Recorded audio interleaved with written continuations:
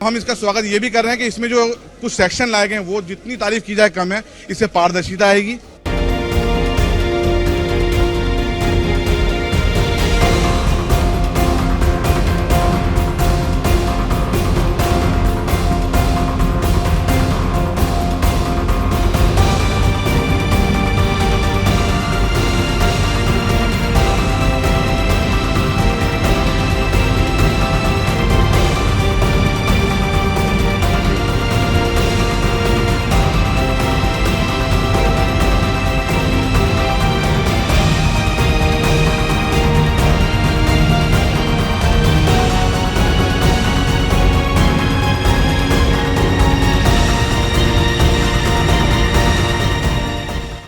खुशी का बात है कि वक्फ अमेंडमेंट बिल पेश करने के बाद काफ़ी मुस्लिम समुदाय से मेरा मिलना हुआ और आज हमारे देश का, हिंदुस्तान का ऑल इंडिया सूफी सजादा नसीन के जो हेड होते हैं काउंसिल के पूरे team under the leadership of Shri Syed Naseeruddin Chishti, chairman और successor of the present spiritual head of Ajmer Dargah, और हिंदुस्तान के जितने भी यहाँ सजादा नसीन जितने भी हैं प्रमुख लोग आज मुझे मिले।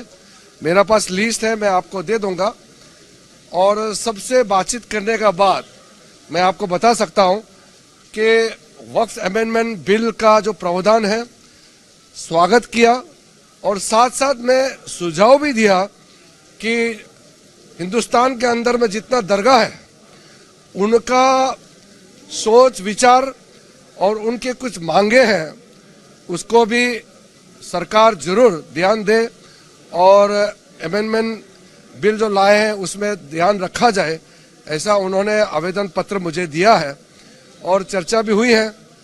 तो हमारा, जैसे हमने बिल में एक्सप्लेन किया है कि इसको हम ब्रॉड बेस कर रहे हैं।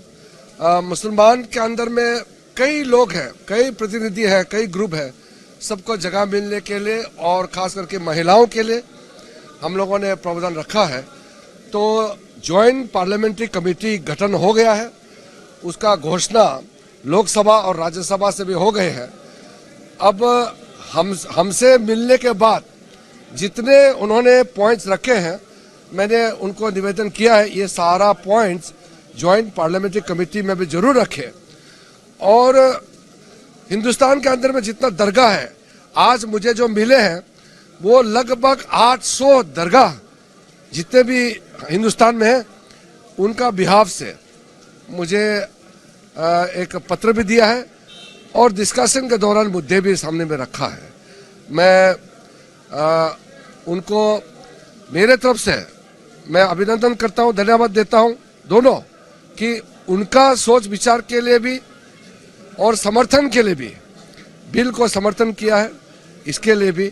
और आखिर तो ये सारा बिल मुसलमानों के लिए ही है, मुसलमानों का अधिकार के लिए ही वक्फ अमेंडमेंट बिल लाया गया है और इसका स्वागत करना हमारे लिए खुशी की बात है। हम इसका स्वागत ये भी कर रहे हैं कि इसमें जो कुछ सेक्शन लाए गए हैं वो जितनी तारीफ की जाए कम है। इससे पारदर्शिता आएगी। जो मिसयूज ऑफ द फंड हो रहा था उसको उस पर रोक लगेगी, और जो एक हरदर्मिता वक्फ बोर्ड ने लगा रखी थी उस पर रोक लगेगी।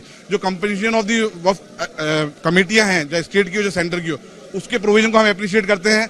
वो फलाह औलाद में बेटियों को राइट दिया गया उसको भी हम अप्रिशिएट करते हैं।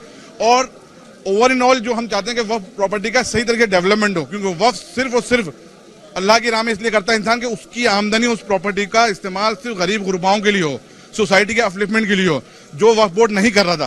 लेकिन हमें उम्मीद है कि इस एक्ट के बाद में होगा। और अब जिनकी जो भी ऑब्जेक्शन थे, जॉइंट पार्लियामेंट्री कमेटी में जा चुका बिल, मैं समझता हूँ सबके ऑब्जेक्शन को दूर करने के बाद एक बहुत अच्छा बिल निकल के बाहर आएगा और बहुत अच्छा एक्ट बनेगा।